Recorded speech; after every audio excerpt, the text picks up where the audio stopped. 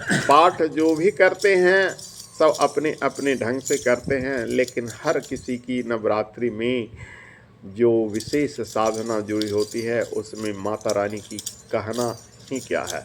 तो आज हम प्रकाश डालते हैं माता रानी की उपासना। सभी भक्ति एकम सद विप्रा बहुधा वदन्ति। ऋग्वेद में एक श्लोक आता है, ईश्वर एक है लेकिन विद्वान उन्हें अनेक रूपों में वर्णित करते हैं। तो उसी अनेक रूपों में आज की नवरात्रि जो है माता रानी के 9 दिन 9 रूपों का निरूपण किया गया। प्रथम शैलपुत्री च, दूते ब्रह्मचारिणी, तृतीय चंद्रघंटेति, कुसुमांडेति चतुर्थकम, पंचमम स्कंदमातेति, षष्ठम कात्यायनीति च, सप्तम कालरात्रिति, महागौरीति चाष्टमम, नवम सिद्धिदात्री च, नव दुर्गा प्रकृतिता, उक्तानि तानि नामानि ब्रह्मणेव सिद्ध। महात्मना दुर्गा सप्तशती बताती है कि पहले दिन हम शैलपुत्री का पूजा करते हैं। शैलपुत्री कौन है? हिमालय की बेटी, जिन्हें हम माता पार्वती कहते हैं।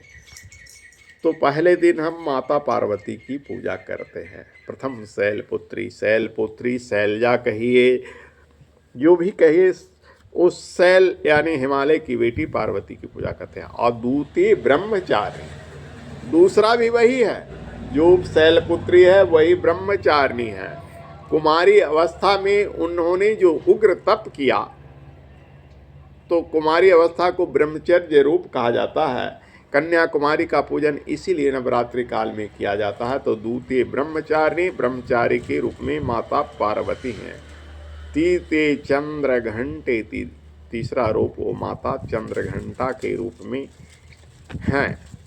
चंद्रघंटा माता तीसरे दिन पूजी जाती है। अब चतुर्थम कुसुमांडे तिथि, और चौथे दिन कुसमांडा माता। पंचमम स्कंद मातेति, और पंचम दिन स्कंद माता। जब माता का विवाह हो जाता है भगवान शिव से, तो सबसे पहले स्कंद की माँ बनती है, पीछे गणेश जी की माँ बनती है। स्कंद कहते हैं कार्तिकेय के। तो पंचमम स्कंद मातेति, षष्ठम कात्यायनी तिचा, छठा रूप कात्यायनी का है। कात्यायनी माता का पूजा करने से कुमारी कन्या का विवाह सुगम होता है। जिनकी विवाह में बाधा दोष होता है, वैसे लोगों को कात्यायनी की पूजन हमारे शास्त्रों में वर्णन है। तो कात्यायनी दुर्गा के छठा रूप है। सप्तम कालरात्रि थी।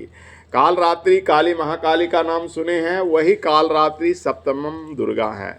अष्टम महागौरी, महागौरी गौरी का रूप जो है 8वां है। और नवम सिद्धिदात्री, जब हम 9 दिन उपवास करते हैं तो हमें उन उपवास की साधना की जो सिद्धियां मिलती है, उस देवी का नाम सिद्धिदात्री कहा गया। तो यही 9 दुर्गा हैं, इनकी हम पूजा करते हैं। अब थोड़ा हल्का प्रकाश संक्षेप में बता रहे हैं गायत्री की उपासना का। जैसे दुर्गा का 9 रूप है, वैसे गायत्री का 3 रूप है। प्रथम हंस वाहिनी, पहला हंस वाहिनी है सरस्वती रूपा, दूती गरुड़ वाहिनी। दूसरा है गरुड़ वाहिनी वैष्णवी रूपा, जो माता लक्ष्मी का रूप है। और तृतीय वृषभ वाहिनी, तीसरा वृषभ वाहिनी यानी माता पार्वती, जो बैल पर सवारी करते हैं, अपने पति की सवारी चयन करते हैं, वही गायत्री की तीसरी रूप है। वृद्धावस्था में है। प्रथम अवस्था बाल्यावस्था है माता गायत्री का, द्वितीय अवस्था यौवनावस्था है जो लक्ष्मी का है, तृतीय अवस्था वृद्धावस्था, वृद्धा रूप में माता पार्वती बैल पर सवारी करती हैं। तो गायत्री का यही 3 रूप है। हम जो कजूर में मंदिर बना रहे हैं उसमें एक गायत्री की 3 प्रतिमाओं का निरूपण किया जाएगा। हर जगह जो आप गायत्री मंदिर देखते हैं, ओ वेद माता गायत्री, जो हंस वाहिनी है, जो यहाँ देख रहे हैं गायत्री माता है, वो प्रथम प्रातकालीन पूजा वाली हैं। लेकिन मैं स्वयं त्रिकाल करता हूँ और अपने भक्तजनों से भी निवेदन करता हूँ कि आप भी त्रिकाल करें। त्रिकाल करने से आपकी तीनों की शक्तियाँ आप में समाहित हो जाएगी। प्राचीन ब्राह्मण और ऋषि जो होते थे वो त्रिकाल समझा करते थे, लेकिन आज के हमारे लोग इतने आलसी हो गए हैं कि त्रिकाल क्या, एक काल भी करना संभव नहीं होता है।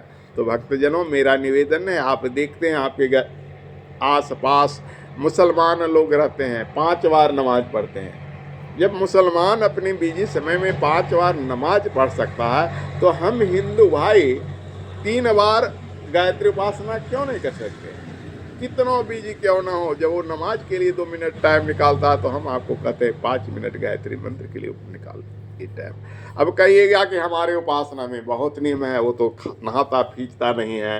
हिंदू का तो नियम तो बहुत है भैया, स्नान करना, ध्यान करना, टीका लगाना, चंदन लगाना, तो आप इतना सारे काम सुबह कर लीजिए, क्योंकि हमारी संस्कृति में पवित्रता सबसे बड़ी चीज़ है और पवित्रता होनी ही चाहिए।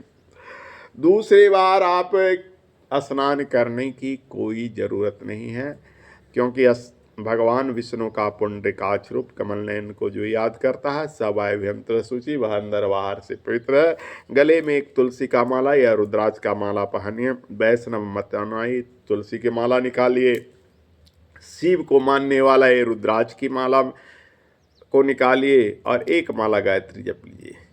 अब सोचिएगा कि हम तीनों माला पहनते हैं तो हम तीनों को मानते हैं, हम तीनों से हट कर गायत्री माता को मानते हैं। और ये स्फटिक का माला जो है ना, माता सरस्वती का, अगर आप ये दोनों माला नहीं पहनते हैं तो ये भी बड़ा चमत्कारी माला है। स्फटिक का माला निकालिए और इस पर भी जप सकते हैं। इस तरह से 3 बार गायत्री का जप करने से आपको भगवती गायत्री की कृपा मिलेगी। अब रही थोड़ा टाइम में बता देता हूँ। सुबह अगर आपको करना है तो प्रातः कहा जाता है 8, 9, 10 बजे के अंदर कीजिए, सबसे श्रेष्ठ टाइम है। नहीं मिलता है तो फिर आप पूरा कर सकते हैं, मैं भी लेट से करता हूँ। दूसरा, मध्याह्न 12 से 3 के बीच माना जाता है, इसलिए 12 की विशेष अवस्था प्रौढ़ा अवस्था होता है। मनुष्य जो बाल्यकाल में नहीं करता है वो युवा काल में करता है, तो 12 बजे वाला काल युवा काल है। उस वक्त आप कीजिए, आपके अंदर वो शक्ति मिलेगी जो प्रौढ़ा काल में मिलती है। आज संध्या जो है वृषभ वाहिनी वृद्धा माता है, तो वृद्धा माता वृद्धत्व को प्राप्त करने के बाद मनुष्य को संसार की ज्ञान प्राप्त हो जाता है, और ज्ञान जब प्राप्त हो जाता है तो उसकी मोक्ष का मार्ग यानी मुक्ति का मार्ग अपने आप खुल जाता है। तो उस वक्त करने से आपको मोक्ष की मार्ग, मुक्ति का मार्ग, कल्याण का साधन सब कुछ मिलेगा। तो संध्या में मात्र 5 मिनट कीजिए, एक माला कीजिए। बस आज इतना ही, फिर मिलेंगे। हरि ओम तत्सत।